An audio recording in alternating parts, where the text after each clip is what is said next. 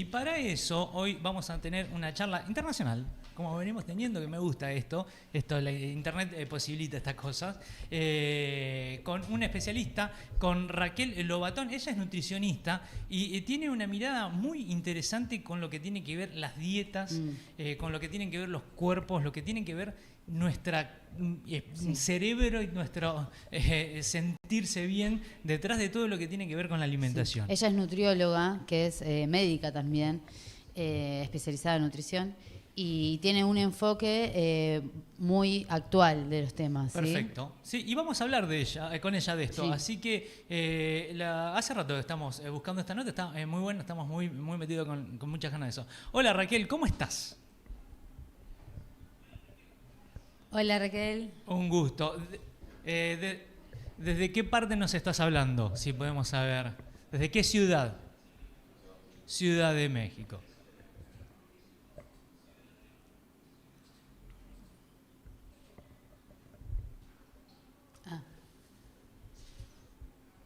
Ahí va.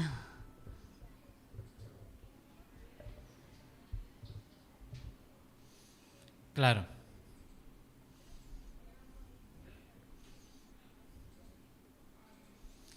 Lo que sí, sos autora y escribiste un libro que se llama Tu peso no es el problema. Bueno, y con ese título vamos un poco a empezar a hablar de este tema. ¿Cómo no es un problema el peso? Eso tenemos que estar claro.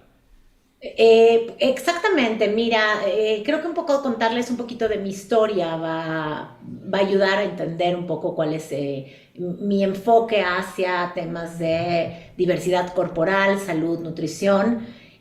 Yo durante muchos años fui una nutricionista tradicional, como la mayoría de los nutricionistas en el mundo, es decir, con una nutricionista con un enfoque centrado en el peso.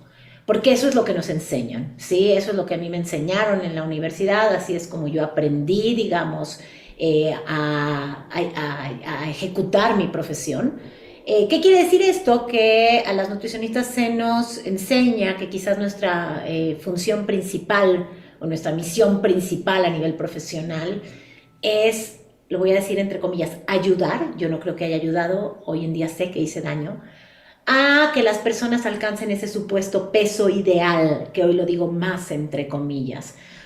Para mí el concepto de peso ideal hoy es tan absurdo como hablar de estatura ideal, talla de zapatos ideal o color de piel ideal. ¿Quién tiene la autoridad para decir cuánto debe pesar una persona? Y ahí es donde empezamos a entender y hablar de diversidad corporal, o sea, porque así como reconocemos y entendemos que hay personas en este mundo más altas, hay personas más bajas, hay personas más rubias, más morenas, también hay personas más gordas y más flacas. Y las personas gordas han existido y van a seguir existiendo, son parte de la diversidad corporal. Pero claro, yo salgo de la universidad con esta formación, con esta narrativa de que este mito de que existe un supuesto peso ideal al que todas las personas pueden llegar si se esfuerzan lo suficiente o si comen bien, que es uno de los grandes, enormes mitos que hay alrededor de la alimentación. Este mito o esta idea de que si una persona se alimenta correctamente, y también lo digo entre comillas, lo que eso quiera decir, entonces automáticamente pasará a ser una persona delgada para siempre. Este mito de la universalidad de la delgadez, como si todos los cuerpos estuvieran destinados a ser delgados, y si no lo son es porque algo están haciendo mal, ¿sí? O están comiendo de más, o están comiendo mal, o no se están ejercitando. Y todo eso son enormes mitos, porque la realidad es que no podemos saber absolutamente nada, y digo absolutamente nada, sobre los hábitos de salud de una persona con solo mirar el tamaño de su cuerpo. Así como tenemos personas delgadas, que seguramente todos ustedes conocen personas delgadas, que quizás son sedentarias, que llevan una alimentación desordenada, por así decirlo, no dentro de lo que entran en los cánones de una alimentación saludable, y que igual así permanecen delgadas. También tenemos personas gordas que son sumamente activas, que tienen buenos hábitos de alimentación y que aún así permanecen gordas. Y con esto quiero decir que nadie, quiero ser muy clara, nadie nos debe a nadie salud ni buenos hábitos de alimentación. ni buenos hábitos de salud. Esto es una responsabilidad, no es una responsabilidad, digamos, y es una decisión y es una elección individual desde la autonomía. Pero romper con este mito de que si una persona no es delgada es porque algo está haciendo mal, este mito de que todas las personas pueden ser delgadas, pero también el mito del mandato de la delgadez, no nada más que todo pueden, sino que deben ser delgadas como una obligación, porque vivimos en una cultura que, claro, casi lo ve como tal cual, como una obligación moral, ¿no? Entonces, yo trabajé bajo ese enfoque por 20 años, fue un montón, hasta que algo pasó, se empezó a cocinar, obviamente fue algo que llevó su tiempo, pero yo empecé a sentirme incómoda con mi profesión cuando me daba cuenta que las personas que venían a mi consulta y a las que yo les daba esos supuestos planes de alimentación o dietas con los que supuestamente deberían alcanzar esta delgadez permanente, yo me daba cuenta que no era cierto, que si bien perdían peso, solo lo perdían en el corto plazo. Y que todas esas personas, absolutamente todas, en el largo plazo, acababan recuperando el peso perdido o más. Es decir, que el rebote era inminente.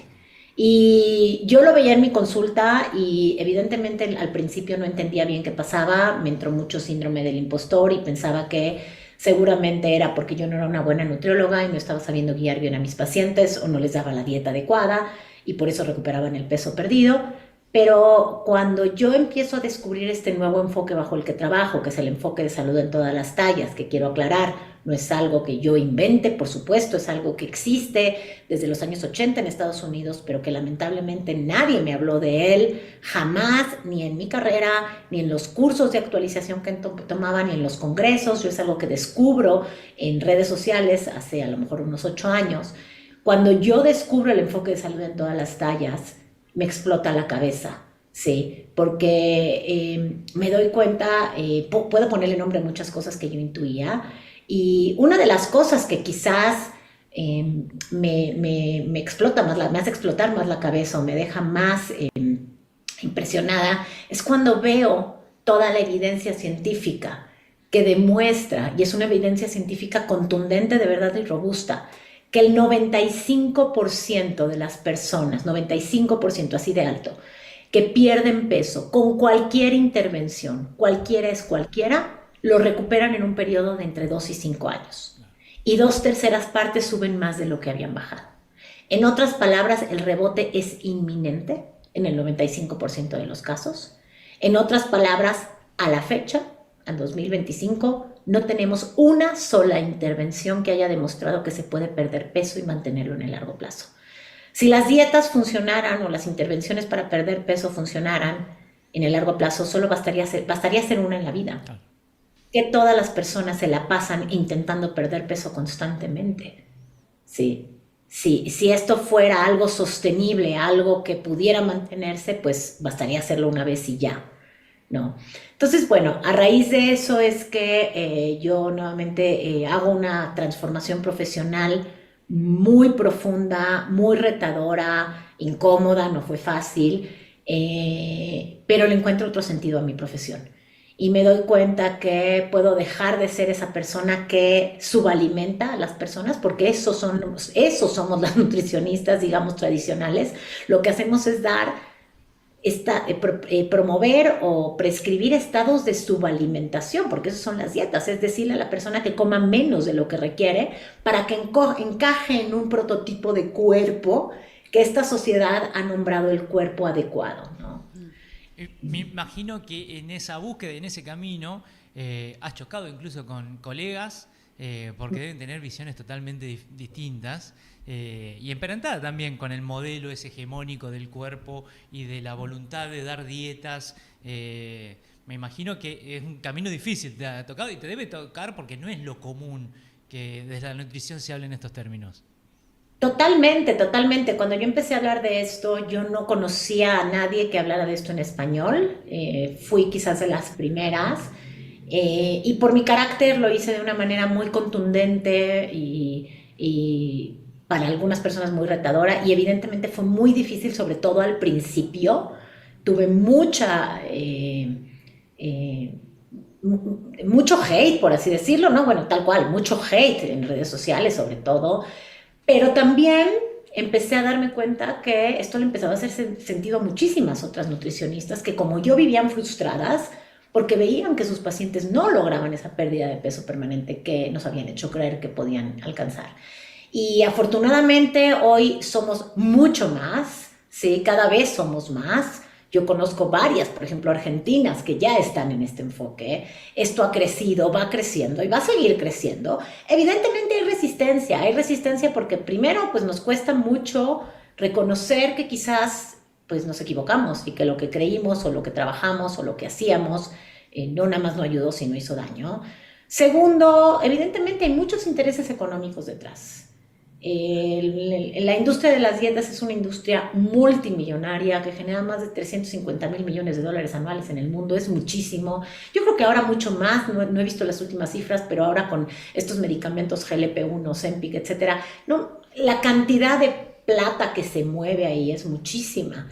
Hay una frase que me gusta mucho, que es de un hombre que se llama Upton Sinclair, que dice: es difícil hacer entender a alguien algo cuando su salario depende de no entenderlo.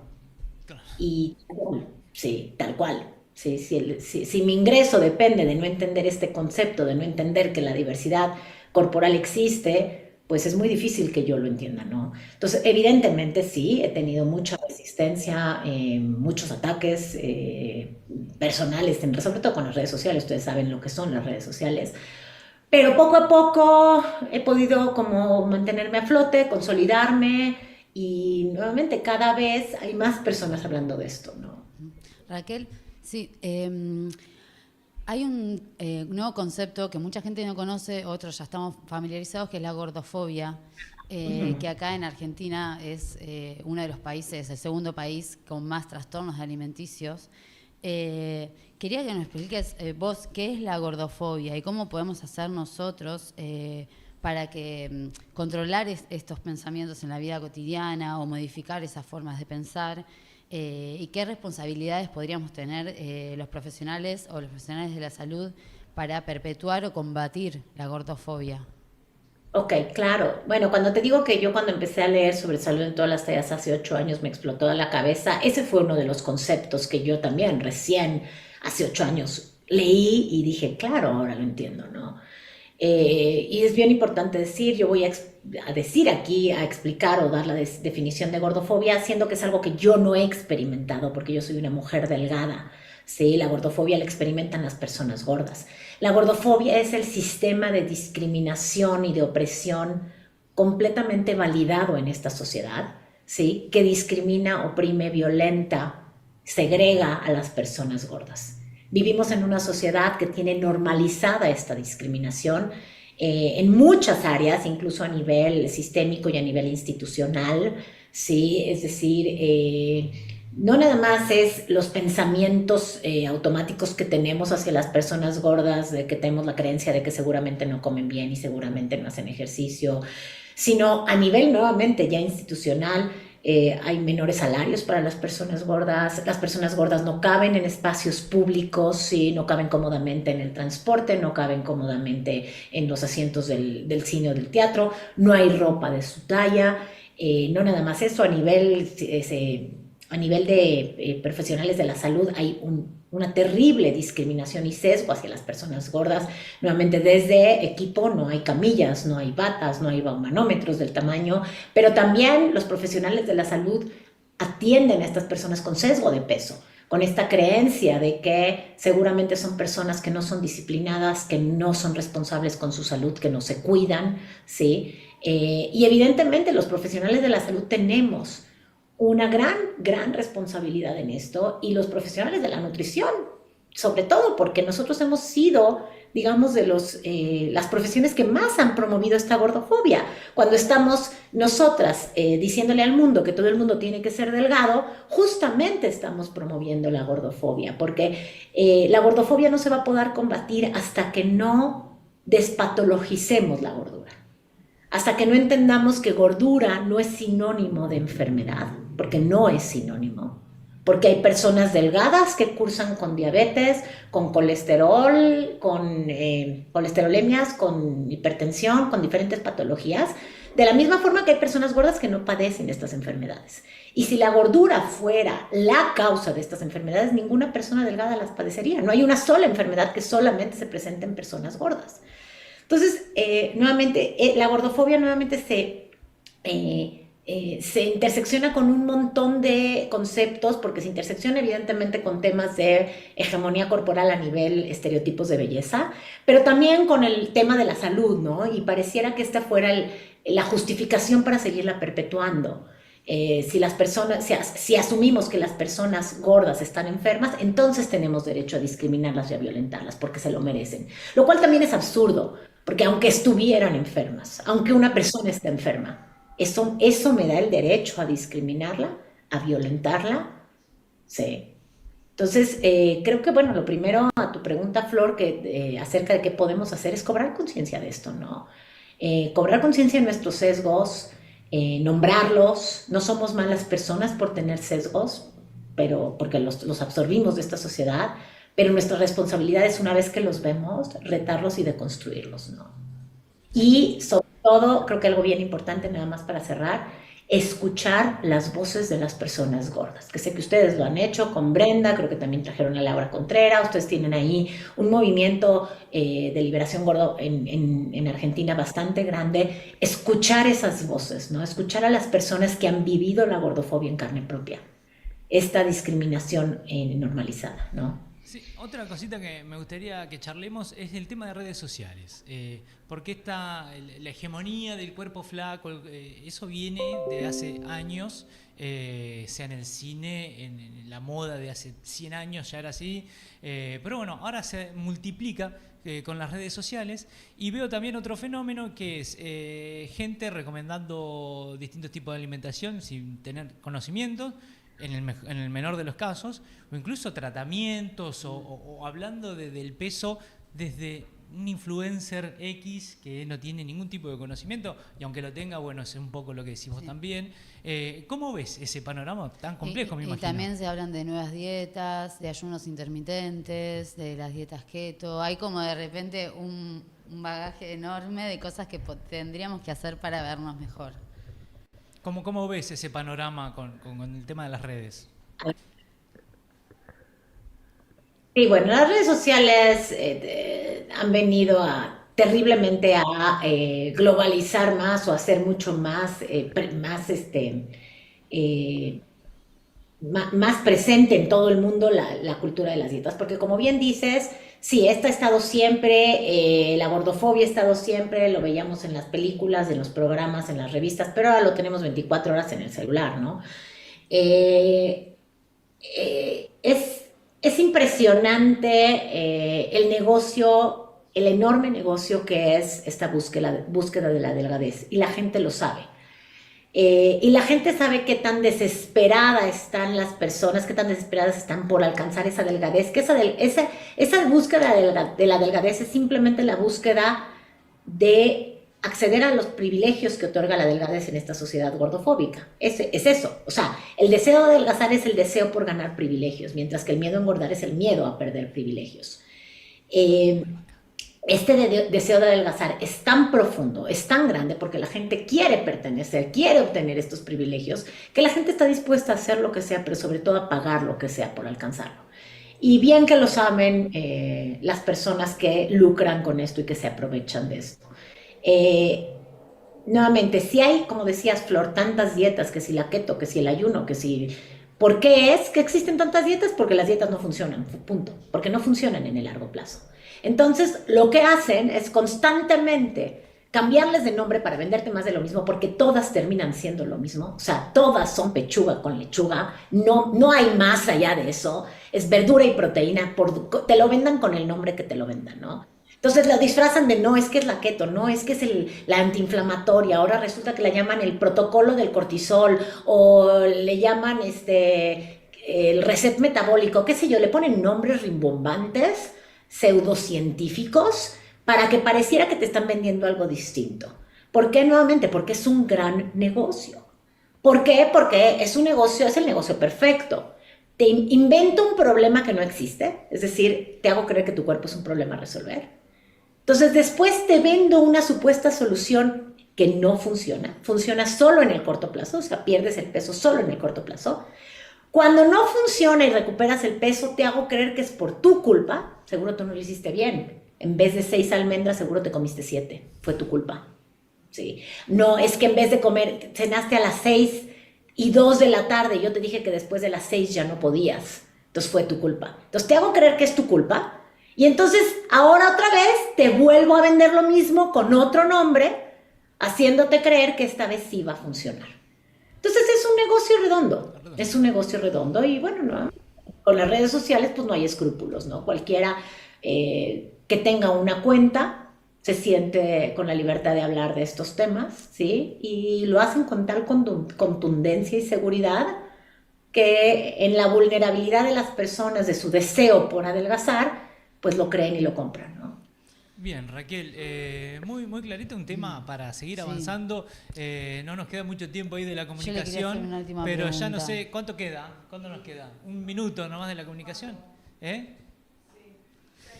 Tenemos un ratito. Te quería preguntar si imaginás un futuro con una nutrición realmente inclusiva.